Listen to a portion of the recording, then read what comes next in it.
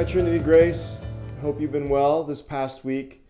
And just following up on last week's sharing, I hope you have been able to experience the peace of Christ in your hearts in spite of the pandemic and the uncertainty and even chaos that surrounds us.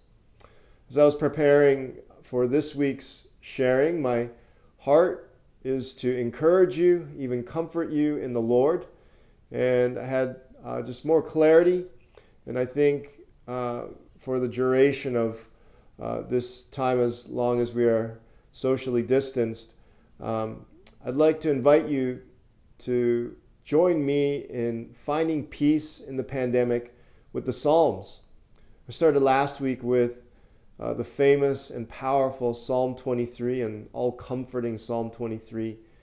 And as I was preparing for this week, just meditating on the Psalms for myself, realized just how much the Psalms speak to peace. They speak of peace and how we find it in the Lord. And so there's a lot to just dig into in the Psalms. These were the prayers of Jesus himself, and he looked to them for comfort, for strength, for wisdom. And so I want to join the psalmists, the saints of old, and even our Savior himself in looking to these Psalms for God's peace, especially in these times. So today I'd like to point us to Psalm 4. Let me go ahead and read that for us. Answer me when I call, O God of my righteousness.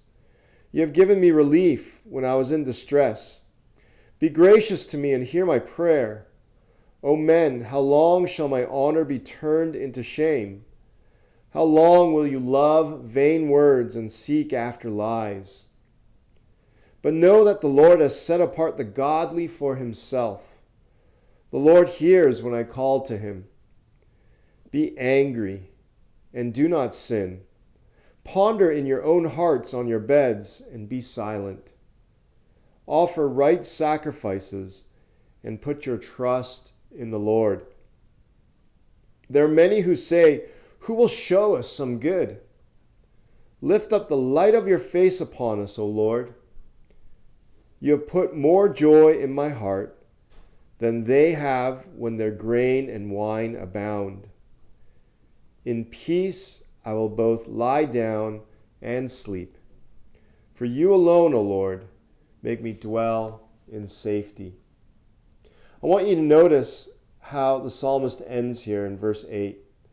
He says very just envyingly, something that we want, in peace I will both lie down and sleep. And so the psalmist here, very practically speaking, he's confident that he's going to have a good night's sleep. Now we know, and we're going to work backwards in this psalm, we know from the psalm and the details that he has given us that he's going through some distress. He himself says, deliver me from my distress. And I want you to notice that the conclusion of the psalmist in his heart at the end of the day, literally at the end of the day, he's going to sleep here, is that he has peace. Now, what's the quality of this peace? This peace for the psalmist in verse 7, it comes from joy. Look what the psalmist says, you have put more joy in my heart. And so the psalmist here acknowledges that his peace comes from without. It's not a peace that he's mustered up within or he finds within himself, but it's something external because of someone and some force external to him. And the force here, the power here is more joy. And it's been put there. And when the psalmist says that you have put more joy in my heart, he's speaking of the Lord. And look how the psalmist contrasts the joy that he has in his heart to the joy and the happiness of the world. He says in verse 7, you have put more joy in my heart than they have. He's comparing himself, contrasting himself to someone else. I have a greater joy in my heart and a peace that comes from that joy. Isn't it true that peace, it's not only a byproduct of preparedness, but peace can be a powerful byproduct of happiness and joy. When all is well in our world and our life, then there's a peace. When there's a happiness and a joy in our lives, there's a peace. And the psalmist here is saying that he has a greater joy than the joy that the world can give. A joy that is greater than abounding grain and wine. And therefore a peace as he's lying down to sleep, from that greater joy, a greater peace than when all the world is doing well and just drunk in its own riches. Now he goes on to explain where this joy comes from. And in verse 6, remember we're working backwards here.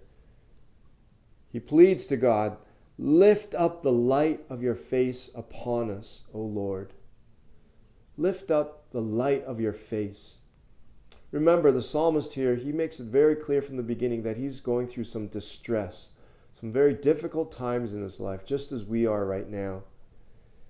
And what the psalmist longs for as a comfort is to see the Lord's face, to have the Lord's countenance upon him.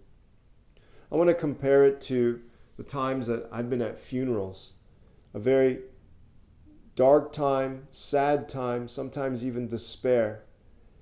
And I've experienced those moments when I just see a certain person, and that person means something very important to me in my life, and they just bring a comfort. They bring a comfort as I see their face.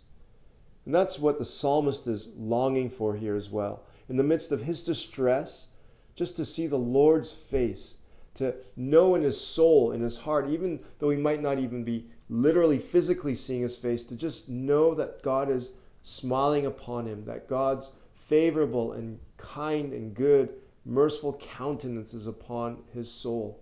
That's what brings him greater joy and a greater peace as he lies down at bed at night. Now, notice, as he's lying down in bed, look at the heart reflection that is going on and just the sheer honesty. What I love about the Psalms is that they teach us to be human. They are the most human expressions of just the whole range of emotions that we are to experience as humans. And we see it through the songs and prayers of God's people, the psalmists. And look at verse 4. Look how real and raw and honest this is. The psalmist says, he's speaking to his own heart, "Be angry and do not sin." Meaning, process everything that you are worried about, everything that you're anxious about, everything that you are angry about, everything that you have doubts about, that you have uncertainties of, that you are hurt by, that you are wounded by. He is being very honest with all his emotions. He's very self-aware. He's a healthy human being here. And as he cries out before the Lord, he's speaking to his own soul. As you talk to the Lord, be honest, but do not sin. Be angry and do not sin. Ponder in your own hearts on your beds and be silent. Now, why does he do this? Why does he do this? Because we see in verse 3, he knows that he is the Lord's. He knows that the Lord hears him when he calls to God. And we see even more of a reason why he's confident to do this in verse 1. As he cries out, "Answer me when I call, O God of my righteousness." You have given me, and I want you to notice here the word relief. You have given me relief when I was in distress. Be gracious to me and hear my prayer. Look, the psalmist lies down on his bed, anxious and angry and uncertain of what is going on in his life. He's in distress. And then he begins his prayer, and by the end of it, he has peace. How is he able to move from that anxiety and anger and distress to real bona fide peace in his heart so that he can have a full sleep? Not just to lie down, but to have a proper sleep and rest. The answer is when he says, "You have given me relief when I was in distress." He's recounting the past, how God has spoken to him in the past. And I want you to understand that relief and distress are opposites. And relief in the Hebrew, it has this nuance, this notion of having a wide perspective.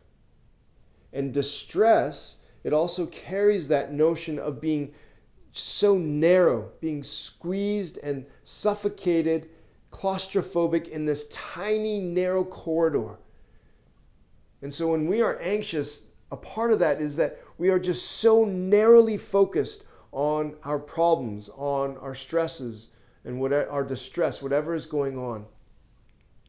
But look what the psalmist has experienced, and he's looking to the Lord to bring this powerful gospel dynamic into his life again. He wants his narrowness, his anxiety, his anger to be widened, to find relief as it has a wide perspective. And how does that happen? He pleads to the Lord, "Be gracious to me and hear my prayer." Show me grace. Isn't grace what opens up our hearts? Isn't grace what opens up our eyes and our souls to the love of God that cannot be bound by any width or height or depth, that reaches far above the heavens?